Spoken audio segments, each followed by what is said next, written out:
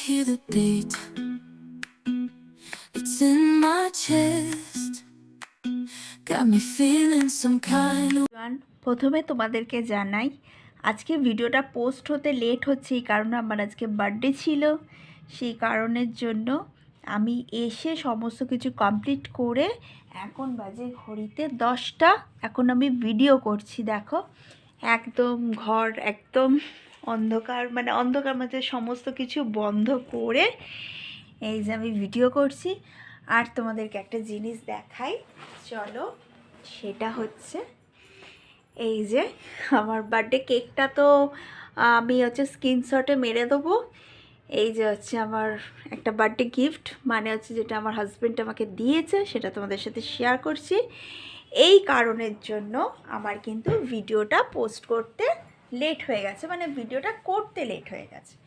তো চলো আজকে তোমাদেরকে দেখাবো, বলবো মানি সেভ করব আমরা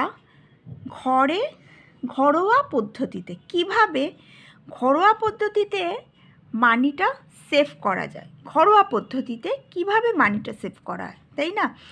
আমরা তো মানি সেভ অনেক রকম পদ্ধতি হয়, যেমন ব্যাংকে করি, এলআইসি করি, সমস্ত কিছু, ওগুলো তো সাইডে আছে। কিন্তু আমরা ঘরে চুটকিতে কিভাবে ঘরেই সেভ করতে পারবো।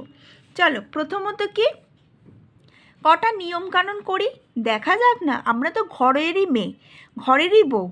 আমরা যদি ঘরের টাকা ঘরেই যদি আমাদের কাছে, জানো তো, মধ্যবিত্ত ঘরে বউদের বা আমাদের ঘরের মেয়েদের বউদের কাছে যদি 100 টাকাও থাকে না, সেটাই আমাদের কাছে কিন্তু 1000 টাকার সমান, তাই না? আমার সাথে এগ্রি করো তো। ঠিক আছে, মানে সংসার চালিয়ে যদি আমরা 100 টাকাই জমাতে পারি না, মনে বিশাল একটা কিছু করেছি। সত্যিই কিছু করে। ওই 100 টাকাটা ভাঁড়ে জমালে সেটা 5 মাসে 500 টাকা হয়ে যাবে। তো চলো, যে জিনিসের অপচয় না করলে মানি সেভ হবে, আমাদের সবসময় খেয়াল রাখতে হবে কোন জিনিসে আমরা যদি অপচয় না করি, যে জিনিসটা আমরা অপচয় করব না, তাহলে মানি সেভ হবে। অপচয় মানে কি? ধরো আমি জিনিসটা আছে কিনেছি, বা জিনিসটা কোনো প্রয়োজনই নেই, বা অনলাইনে অর্ডার দিয়েছি, জিনিসটাকে দেখে ধুর বাবা এই জিনিসটা তো ভালো, অর্ডার দিলাম না, ঠিক চলে এলো না, বেশি বেশি করে কেনা, এইসব জিনিসগুলো কিন্তু আমাদের অপচয়ের মাধ্যমেই কিন্তু মানি সেভ হয় না। এটা কিন্তু বাস্তব জিনিস। আমাদের সংসারে মানি সেভ হয় না একটাই কারণ, সেটা যতই যাই টিপস থাক না কেন, একটাই কারণ। সেই কারণটা কি, আমরা কিন্তু কোনো জিনিসটা মূল্য দিই না। মূল্য দিতে হবে, মানে টাকার মূল্য না, জিনিসের মূল্য দিতে হবে। দ্বিতীয়ত, তাড়াহুড়ো করে কোনো জিনিস কিনে ফেলবো না। তাড়াহুড়ো করে কোনো কিছু জিনিস কিন্তু আমরা কিনে ফেলবো না। মানে ধরো এই আমি সেটাই বলতে চাইছি, যেই মাধ্যমটা ধরো কোনো একটা কিছু আমার কিনতে লাগবে, সেটা আমি না বুঝে হয়তো দেখা গেলো বেশি দামে কিনে ফেললাম, বা সেটা সার্চ করলাম না, অনলাইন থেকে কিনে ফেললাম। কালারটা ভালো লাগলো না, ড্রেসের মেটেরিয়ালটা ভালো লাগলো না। আমি ড্রেসের কথাই বলছি। আমরা ঘরে সাধারণত বউ মেয়েরা কী করি, অনলাইন থেকে কুর্তি কিনছি, ড্রেস কিনছি, সালোয়ার স্যুট কিনছি, বেডশিট কিনছি, কার্টেন্স কিনছি, অনেক কিছু জিনিস কিনি। তো সেটা কালারটা পছন্দ না, সেটা হুট করে আমরা কিনে ফেললাম। সেই জিনিসগুলো কিন্তু আমরা কম করবো। হয়তো জিনিসটা এলো ভালো না, কালার ভালো না, মেটেরিয়ালটা ভালো না, আমাকে সেই ফেরত দিতে হবে, বা ফেরতও হলো না, ওই একটু 1-2 বার পরলাম, তারপর আলমারির একটা কোণে পড়ে গেল, তাহলে আমার জিনিসটা নষ্ট হয়ে গেল। হয়তো কোনো জিনিস 500 টাকা, সেটা কিন্তু আমার নষ্ট হয়ে গেল। সেই দিকগুলো কিন্তু দেখতে হবে। তৃতীয়ত কি, সংসারের কোনো জিনিসের কেনার আগে দেখব 2বার কিনছি না তো। কোনো জিনিস কেনার আগে আমাদের 2বার চেক করতে হবে, যে 2বার কিনছি না তো, মানে 2বার চেক করব, মানে 2বার নজর দেবো, আর 2বার কিনছি কিনা সেটা নজর দিতে হবে। আজকে কিন্তু আমার টপিক্সটা পুরোটাই কিন্তু কেনাকাটির উপর নিয়ে। কেন এমন একটা সংসারে আছে, হয়তো দেখালো 2-4 দিন ছাড়া অনলাইন থেকে আসছে, 2-4 দিন ছাড়া অনলাইন থেকে, তাহলে সেই সংসারে কী করে মানি সেভ হবে? কখনোই হবে না।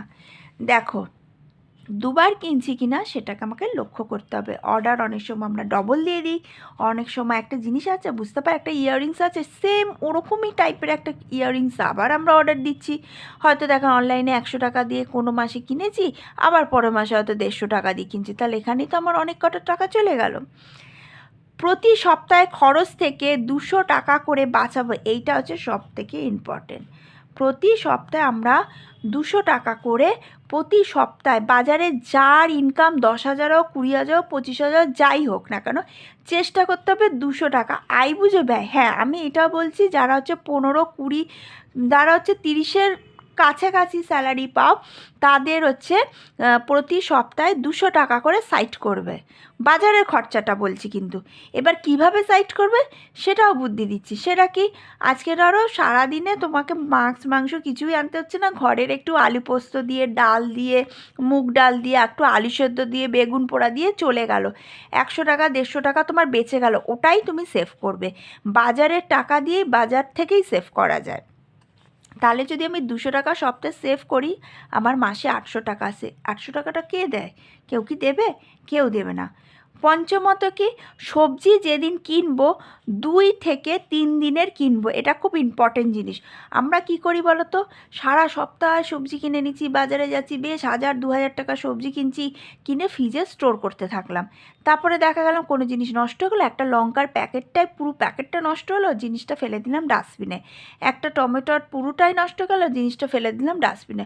আমি সপ্তাহে যখন আমার 7 দিন আছে, আমি 3 দিন করে করে বাজার করব, কি 2 দিন করে করে বাজার করব। বাজার করে আর সেটা আমি ফ্রিজে স্টোর করি, বা এমনি ঝোড়াতে রাখি, বা যেখানে হাওয়া জায়গা, খোলামেলা জায়গায় রাখি, কিন্তু আমি 3 থেকে 2 দিনে সবজি বাজার করব, যাতে আমার জিনিসটা অপচয় না হয়। দেখো, নষ্ট করা আর অপচয় করার মধ্যে তফাৎ আছে। কি তফাৎ? নষ্ট মানে কি, ধরো 4টে ধনেপাতার মধ্যে একটা ধনেপাতার পাতাটা নষ্ট হয়ে গেল, আমি ফেলে দিতে পারি। হাফ হয়তো টমেটোটা রান্না করেছি, হাফটা আছে নষ্ট হয়ে গেল, ওইটা আমাকে নষ্ট বলে। আর অপচয় মানে কি, আমি যেই জিনিসে গুরুত্ব দিলাম না, সেই জিনিসটা একটা হাওয়া বাতাসে খোলা জায়গায় রাখতে হবে, যাতে জিনিসটা নষ্ট না হয়, সেরকম গুরুত্ব না দিয়ে আমি অবহেলার মতন জিনিসটাকে ফেলে রাখলাম, সেটাকে বলা হয় অপচয় করা। আচ্ছা, ষষ্ঠত, ইলেকট্রিক, গ্যাস, পার্টি, বন্ধুবান্ধব, এই জিনিসগুলোকে যদি তোমরা নজর দাও, তাহলে কিন্তু বেশ সুন্দর একটা কিছুটা এমন সংসার থেকে জমবে। আমি বলছি এটা মানি সেভ, মানে কোন সেভটা বলো, কিন্তু এইটা দিয়ে কিন্তু তুমি গাড়ি বাড়ি কিনতে পারবে না।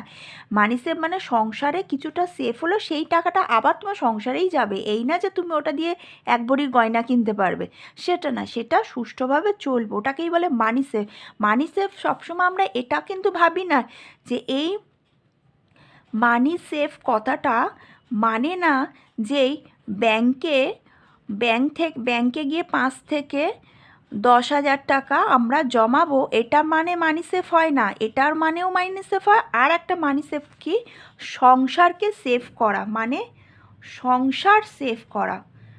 সংসার সেভ করা মানে জানো তো কি, সংসার সেভ করা মানে আমার সংসারটা ধার দেনার থেকে বাঁচাতে গেলে আমাকে সেভ করতে হবে। মানে এই জিনিসগুলোকে যদি মেনটেন করা হয়, কম কম রোজগারের মধ্যে দিয়েও কিভাবে চালাবো, সংসারে উন্নতি কিভাবে করব, সংসারে নষ্ট কিভাবে না হবে, কাউকে আমি বেশি টাকা দিয়ে দেবো না, বা সবজি বাজার নষ্ট না হয়, চাল ডেলি 1 হাঁড়ি করে ভাত বসাচ্ছি, কিন্তু আমার খাওয়ার লোক কম আছে, আমি বেশি করে ভাত বসাচ্ছি, ভাতটা আমার ডাস্টবিনে যাচ্ছে, এগুলোকেও বলে মানি সেভ। মানে ওইটা কিনতে তো তোমার টাকা লেগেছে, তো ওই জিনিসটা যদি সেভ হয়, তাহলে তোমার আর একটা দিন সংসার যাবে। মানে ধরো 1 হাঁড়ি চালে 1 হাঁড়ি ভাত যদি আমি বসাই, সেখানে আমি হাফ হাঁড়ি হয়েছে, তাহলে আমার যে হাঁড়িটার ভাত নষ্ট হলো সেটা আমি ডাস্টবিনে ফেলে দিলাম, তাহলে ওই হাফ হাঁড়ি ভাতটা কিন্তু তোমার কিন্তু পরের দিন চলে যেত।